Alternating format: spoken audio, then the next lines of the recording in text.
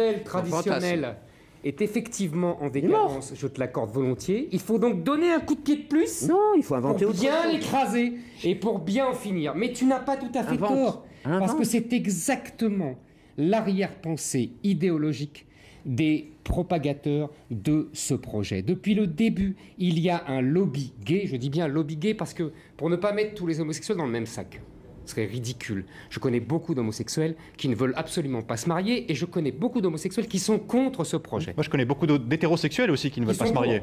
Qui ne veulent pas se marier. Ah oui, bien sûr. C'est facile, la moitié des familles. Donc c'est pour ça que je dis, comme le modèle est déjà en explosion, il faut l'achever. Il faut l'achever, c'est ça le but. Le but, c'est ça. C'est bien montrer que l'hétérosexualité n'est plus la norme. Revois tous les textes du lobby gay, c'est exactement ça. C'est bien montrer qu'il n'y a plus de normes, qu'il n'y a que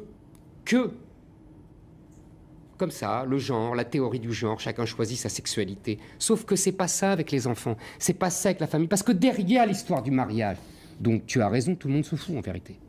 Derrière le mariage, qu'est-ce qu'il y a? Et c'est ça qui t'embête.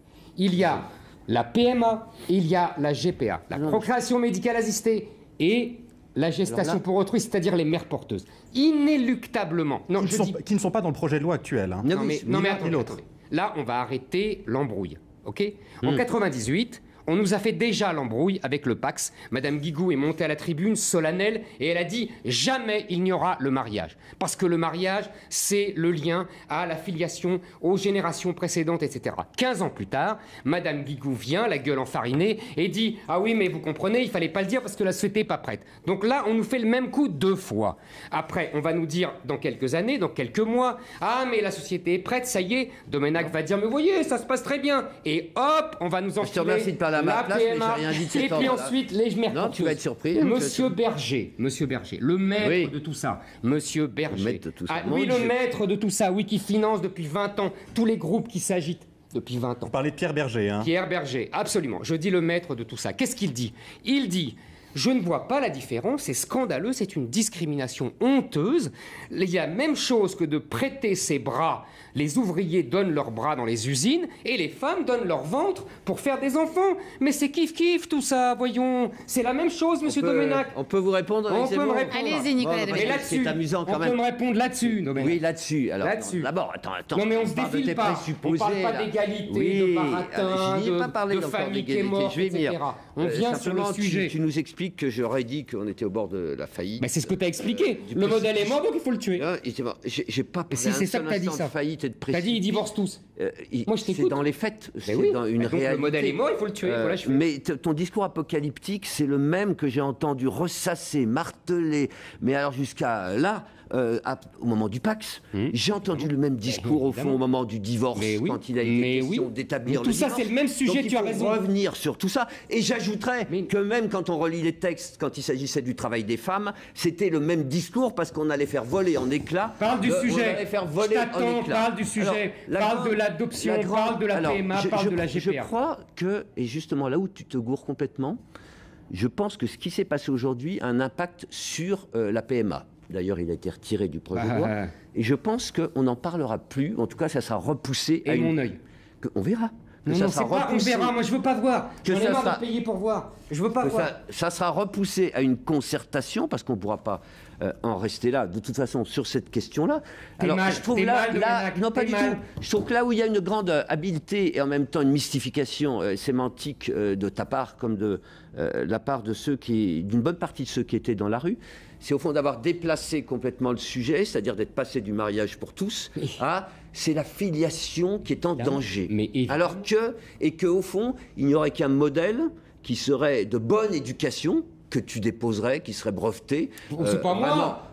Alors que les psychiatres et les psychanalystes sont vraiment divisés, alors comme ça, 50-50, sans qu'aucun ne puisse prétendre avoir la vérité, et que par rapport à ça, vous avez réussi, et ça je dis chapeau, de ce point de vue-là, l'escroquerie est bien réussie, à nous faire croire qu'au fond, c'était le triomphe du bien élevé, de la bonne éducation qui était comme ça, alors qu'on voit des naufrages et des couples hétérosexuels, mais partout. Donc arrêtez de nous donner ça comme mesure du bien. C'est pas moi qui ai instauré, c'est les siècles et les siècles. Non, le bilan. Le bilan n'est pas particulièrement réjouissant. Un père, une mère, des enfants. Le bilan.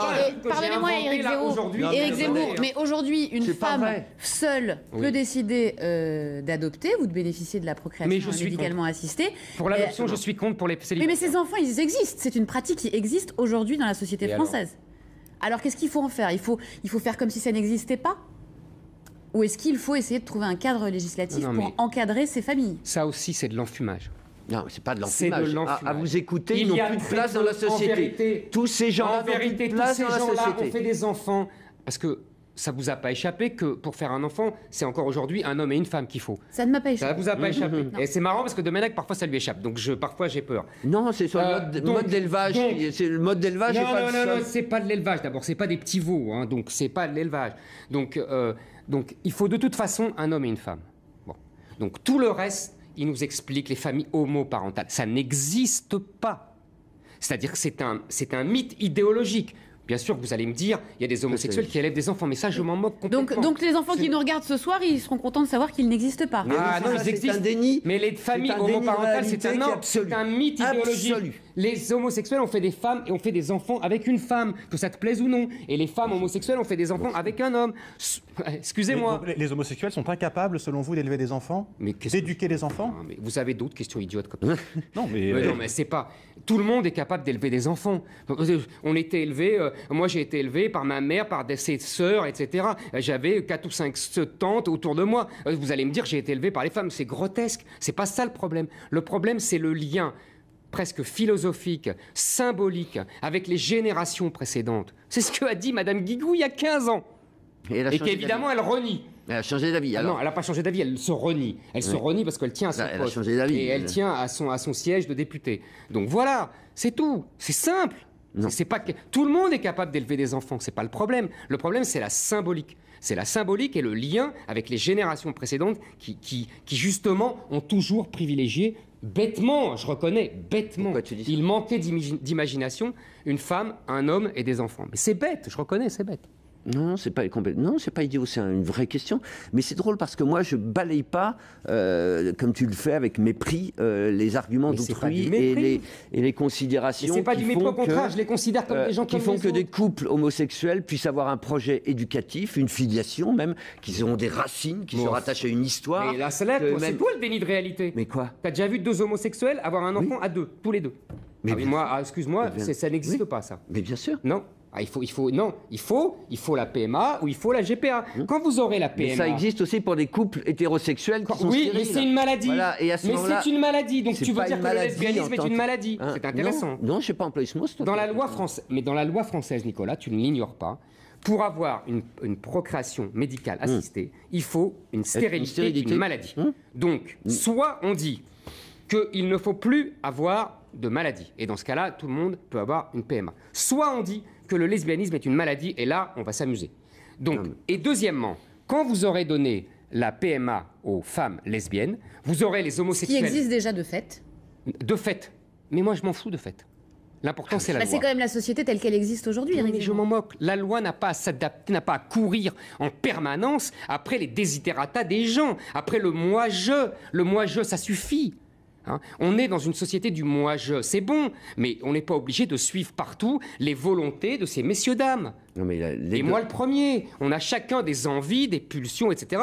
Mais la société n'est pas obligée de nous suivre partout. L'hédonisme individualiste n'est pas une invention des homosexuels. Mais évidemment que non, c'est bien ce que j'ai dit. C'est bien ce que je dis, moi le premier. Absolument dans le même cas. On est bien d'accord. Mais tu ne m'as pas laissé finir mon argumentaire. Alors, après, quand les lesbiennes auront eu le PMA, les homosexuels mâles diront: il nous faut, nous aussi, pour des raisons d'égalité, toujours le même argument bidon égalitaire, il nous faut aussi les mères porteuses. Et là, vous aurez ce qu'a annoncé Pierre Berger, c'est-à-dire le culte du fric. C'est-à-dire qu'avec l'argent, on payera des femmes, des ventres de femmes, puisque c'est la même chose que les bras des ouvriers, on les payera. Pour l'instant, la loi française l'interdit.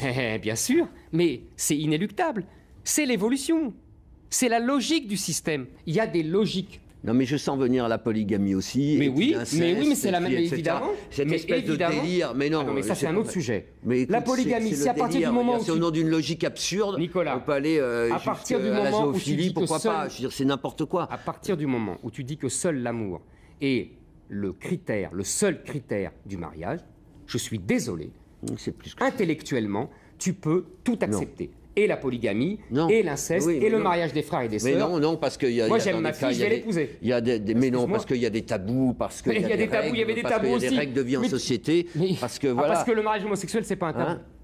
C'est un tabou millénaire, t'as raison. Dans toutes les, dans la Bible, mais attends, il y a Coran, tabou et tabou, bien évidemment. Celui de l'inceste est tellement fondateur. Oui, il est fondateur, mais tu sais, il est pas loin du tabou homosexuel. Relis l'Ancien Testament, le Nouveau et le Coran. Je te mets au défi. Pour moi, c'était presque aussi grave que l'inceste.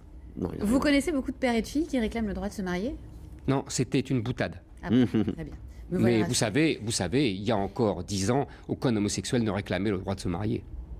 Mais c'est pour ça que je suis étonné, parce qu'au fond, ça renforce le mariage. J'ai jamais compris cette opposition qui était la tienne et celle de tous ceux qui se dressent contre le mariage homosexuel. C'est qu'au fond, votre institution est en chute libre et vous avez des gens qui viennent la renforcer, la sauver même, en la revalorisant. Et je ne te parle pas en plus de la société marchande qui y trouvera un intérêt. C'est pas un supermarché, c'est étonnant. C'est pas casino, le mariage. Hein, c'est étonnant. Non, mais c'est une institution qui était moribonde et qui vient d'être revalorisée par cette action-là. Et maintenant, tu dis non, ils te sauvent le mariage. Nicolas, tu te leurres. Le lobby gay et l'extrême gauche qui est derrière aussi. Pourquoi ces gens-là veulent le mariage homosexuel? C'est pas pour se marier. Ils s'en foutent, c'est les premiers à ne pas se marier. Ils veulent, pour la symbolique historique et idéologique, achever définitivement ce qu'on appelait au XIXe siècle le mariage bourgeois. Enfin... Attends, le mariage bourgeois, il est mort, c'est bien ce que je dis. S'ils n'ont pas besoin d'achever, sinon ils veulent donner le dernier, le faire tomber. On avait dit ça également à l'époque du débat sur le Pacs, que c'était la fin du mariage. 15 ans après, le mariage existe toujours. Ah non, oui, vous avez tout à fait une très bonne réponse. Je vais vous dire, justement, on avait bien raison de le dire pour le Pacs, pour 2 raisons. D'une part, parce que après le Pacs, il y avait le mariage aujourd'hui, c'était une logique idéologique et politique, comme Madame Guigou. Et deuxièmement, parce que aujourd'hui, et c'est bien pour prouver qu'il n'y a qu'une logique politique et idéologique là-dedans, c'est que le Pacs, ce Pacs, vous savez ça? Essentiellement des couples hétérosexuels. Merci, c'est pas essentiellement, c'est 95%. Donc les homosexuels ne se paxent pas. Donc vous voyez bien que c'est uniquement une logique symbolique et idéologique. C'est ce qui est fou. Et ça t'embête, mais c'est comme ça. Mais ce qui est fou, c'est donc on a affaibli le mariage pour rien. On a affaibli le mariage pour rien. Ta cécité, alors que dans beaucoup de pays, ça existe déjà et depuis des années. Et que il y a beaucoup plus de pays où existe Canada, la polygamie. En Afrique du Sud, en Belgique. Il y a 50 pays où existe la polygamie. Pourquoi tu l'appliques pas? Mais pourquoi tu l'appliques pas? Laisse-moi finir. Et attends, la civilisation ne s'est pas écroulée dans ces pays-là. Elle tient encore debout. Je veux dire, on n'est pas dans la barbarie. Les enfants couchent pas avec leurs parents et les parents avec leurs enfants. La polygamie, c'est pas répandu en Belgique, ni en Hollande, ni en Espagne, ni au Portugal. Si tu veux absolument imiter les aller dans les églises, rassure-toi. Nicolas, le monde veux imiter les autres. Je veux pas imiter. Imite-les. Mais il y a 50 pays, il y a la polygamie. Évolués, dont les sociétés nous sont proches, dans lesquelles ça se passe très très bien. C'est pas l'apocalypse que tu décris. On n'en sait rien. Sodome et Gomorre. Je veux dire, on a l'impression là que pas parlé de Sodome et Gomorre. Cette espèce de folie. Messieurs, avant de poursuivre le débat, je voudrais qu'on en revienne aux réactions du gouvernement. L'Élysée, d'abord, a décrit cette manifestation comme consistante et a précisé que le texte, le projet de loi sur le mariage pour tous, le mariage des homosexuels, ira bien au Parlement. Donc c'est